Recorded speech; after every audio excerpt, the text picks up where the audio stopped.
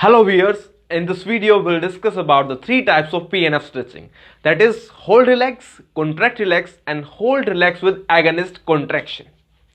So this is Ishant Kumar Arora. Welcome to PhyX Pain Solution where your health is our priority. तो इन तीनों stretching techniques को सीखने से पहले हमारे पास एक न्यूरोफिजियोलॉजिकल बेसिस पता होने चाहिए जिसके ऊपर ये तीनों टेक्निक्स वर्क करती हैं।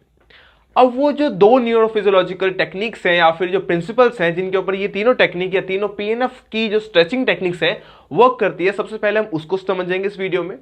उसके बाद हम डिस्कस करेंगे इन तीनों टेक्निक्स की जो स्ट्रेचिंग टेक्निक्स हैं उनको कैसे कैसे उनके बीच में क्या डिफरेंसेस हैं और किस बेस पर वर्क करती हैं और कैसे उसको परफॉर्म करना है। और इस वीडियो में हम सिंपल सा एग्जांपल लेके चलेंगे हैमस्ट्रिंग मसल का। तो आइए शुरू करते हैं। तो सबसे पहले हम दो न्यूरोफिजियोलॉजिकल प्रिंसिपल्स की बात करते हैं जिनके ऊपर ये तीनों टेक्निक बेस्ड हैं। तो सबसे पहला प्रिंसिपल जो आता है वो कहता है रेसिप्रोकल इनर्वेशन। रेसिप्रोकल इनर्वेशन जो है शेरिंगटन ने एक्सप्लेन किया था। Reciprocal innervation as the name suggest, reciprocal मतलब something that is opposite. So जब भी कोई पर्टिकुलर एगोनिस्ट मसल कॉन्ट्रैक्ट करेगी तो उसकी जो एंटागनिस्ट मसल है वो रिलैक्स हो जाएगी।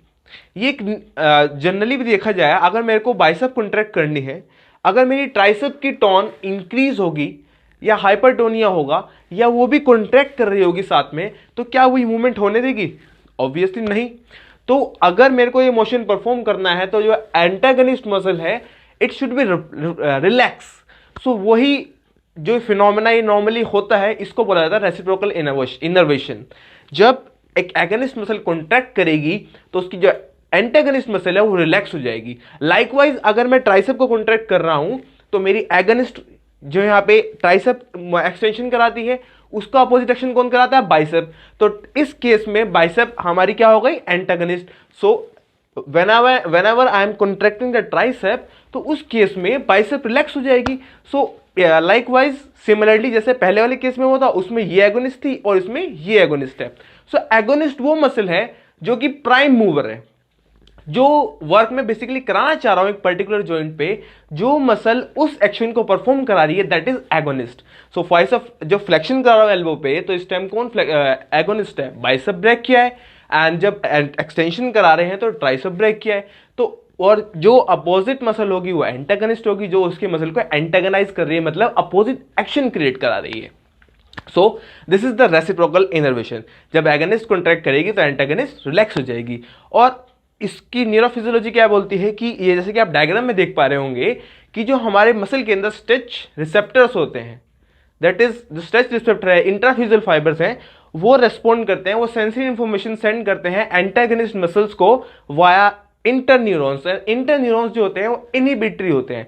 जब इनहिबिटरी न्यूरॉन्स स्टिमुलेट करेंगे अल्फा मोटर न्यूरॉन को कि भैया अपना काम बंद कर दो, जब वो काम नहीं करेगा एंटागनिस्ट मसल के अल्फा मोटर न्यूरॉन जो कि मेन कॉन्ट्रैक्टाइल कॉन्ट्रैक्शन कराने में हेल्प करते हैं, जब वो फंक्शन नहीं करेंगे तो एंटागोनिस्ट क्या होगी? रिलैक्स हो जाएगी और एगोनिस्ट करेगी कॉन्ट्रैक्ट। सो ये मेन कॉन्सेप्ट और न्यूरोफिजियोलॉजिकल प्रिंसिपल है पहला। इसके बाद जो अगला प्रिंसिपल आता है वो है हमारा autogenic inhibition. Autogenic inhibition as a name suggest, autogenic जो something that is happening itself, जो अपने आप परफॉर्म हो रहा है। तो ऑटोजेनिक प्रिंसिपल में ऑटोजेनिक इनहिबिशन जो था, इनहिबिशन मतलब कोई चीज इनहिबिट हो रही है, कोई एक्शन इनहिबिट हो रहा है। तो यहां पे मसल की बात कर रहे हैं तो मसल का एक्शन इनहिबिट हो रहा है। और इसमें क्या होता है, जब भी मसल को हम पर्टिकुलर पोजीशन में अगर स्ट्रेच करके रखेंगे पहली चीज, या फिर हम मसल को ओवर कॉन्ट्रैक्टेड स्टेट में रखेंगे, दोनों केसेस में हमारी मसल के अंदर एक स्ट्रक्चर होता है टेंडन के अंदर जिसको हम बोलते हैं गोल्गी टेंडन ऑर्गन।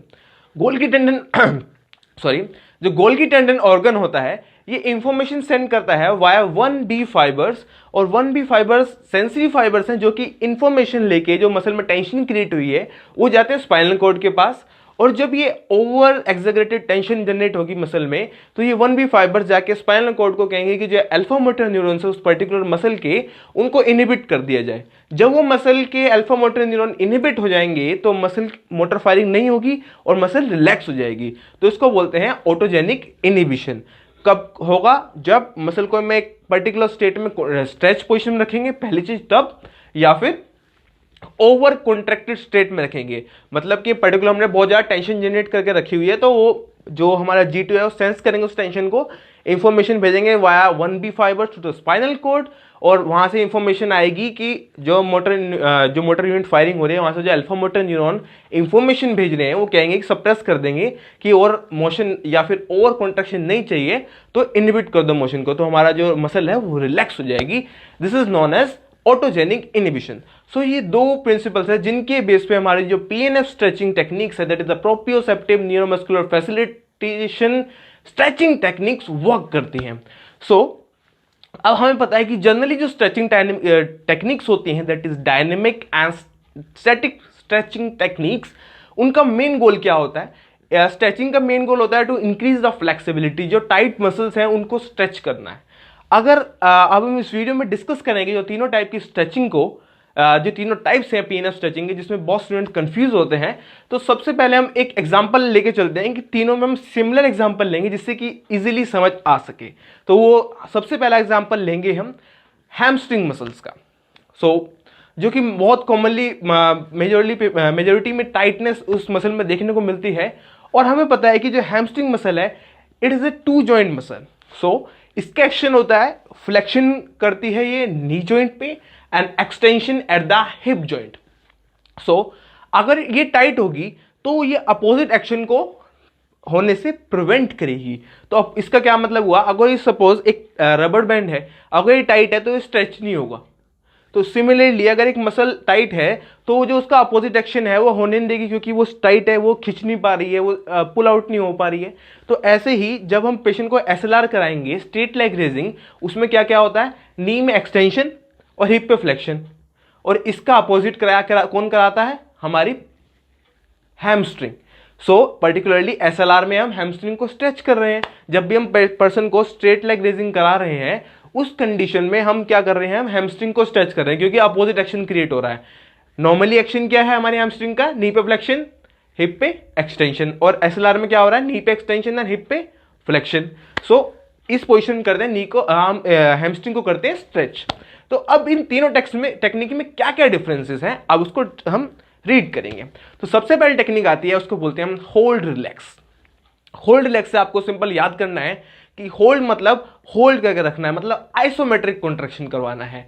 सबसे पहले आप पेशेंट को सुपाइन लाइंग पोजीशन में ले आएंगे। जनरल जो प्रोसीजर होता है हमारा हैमस्ट्रिंग को स्ट्रेच करने का, वही आपको फॉलो करना है। और उसके बाद जो अपोजिट लिम्ब है उसको आप एक टॉवल से स्टैटिक पोजीशन में मेंटेन करने के लिए यूज कर सकते हैं। और जनरल स्ट्रेचिंग जो हैमस्ट्रिंग की होती है उसका वीडियो का लिंक आपको ऊपर दिखाई दे रहा होगा, उसको भी आप जाकर देख सकते हैं। नहीं तो जैसे कि आप डायग्राम में देख पा रहे हैं, आपको पेशेंट को सुपाइन लाइन में लेटाया, जिस पर्टिकुलर लिम्ब की लोअर सेगमेंट की आपको हैमस्ट्रिंग को स्ट्रेच करना है उसको आप एसएलआर पोजीशन में ले गए, स्ट्रेट लेग रेजिंग में स्लोली।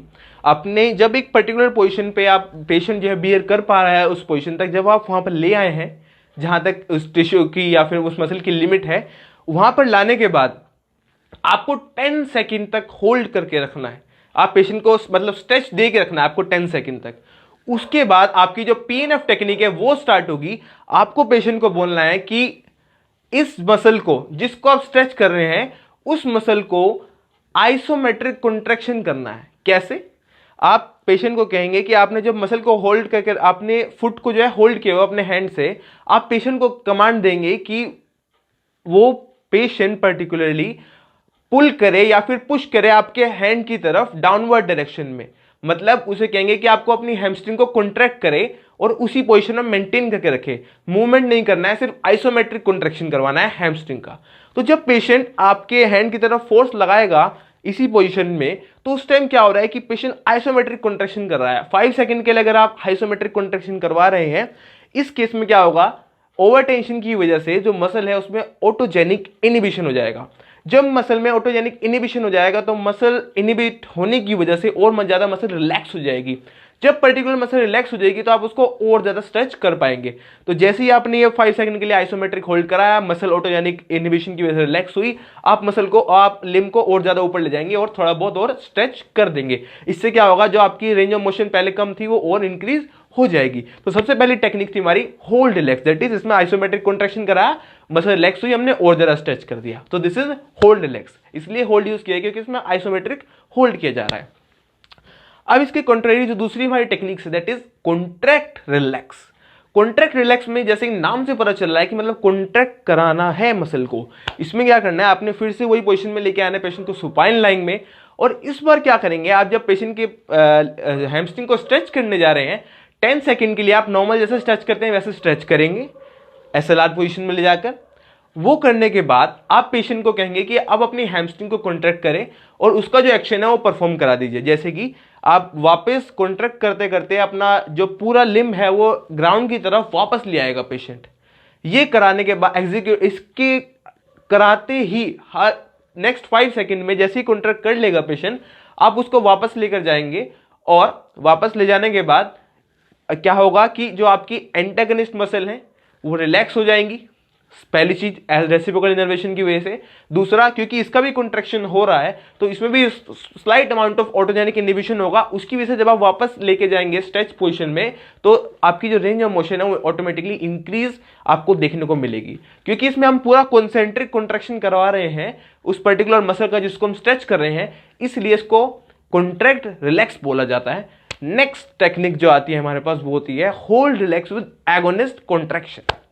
अब इसमें क्या पर्टिकुलर डिफरेंस है होल्ड रिलैक्स से, इसमें आपको पर्टिकुलरली क्या करना है, सिमिलरली जैसे आपने होल्ड रिलैक्स में किया था, जैसे कि हमारे नॉर्मल टेक्निक से सुपाइन लाइंग में पेशेंट को लेकर आएंगे।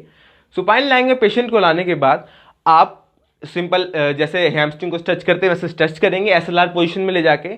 उसके बाद आप पेशेंट को कहेंगे कि आइसोमेट्रिक होल्ड करवाएंगे 5 सेकंड का, again hold relax complete. Hold relax कराने के बाद जब ये टेक्निक 5 सेकंड आइसोमेट्रिक कॉन्ट्रैक्शन हो चुका है, कॉन्ट्रैक्शन होने की वजह से ऑटोजेनिक इनहिबिशन हो चुका है, मसल रिलैक्स हो गई है, अब इसमें एक और कंपोनेंट आया जिसको हम बोला हमने एगोनिस्ट कॉन्ट्रैक्शन। इसमें क्या होगा, जो एक्शन आपने लिम्ब पे करवा रखा है ये स्ट्रेच करने के लिए दैट इज एसएलआर, ये एक्शन आपकी क्वाड्रिसेप्स का है। तो आप क्या करेंगे पेशेंट को कि अपने फुट को या फिर अपने लिम्ब को जो एसएलआर कंडीशन में है अपनी तरफ पुल करे, मतलब अपने जो हिप फ्लेक्सर्स हैं या फिर नी एक्सटेंसर हैं उनको कॉन्ट्रैक्ट कराए। उसकी वजह से क्या होगा कि एक फैसिलिटेटरी एक्शन आएगा। कैसे फैसिलिटेटरी एक्शन आएगा कि जब पर्सन, एक तो हमने इधर से फोर्स लगाई, दूसरा हमने आइसोमेट्रिक पहले कराया, उसकी वजह से ऑटोजेनिक इनहिबिशन हुआ तो ये मसल रिलैक्स हो गई।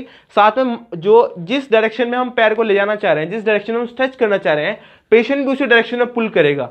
तो उसकी वजह से क्या होगा, एक तो पुलिंग फोर्स की वजह से रेंज ऑफ मोशन और इंक्रीज हुआ, पहली चीज।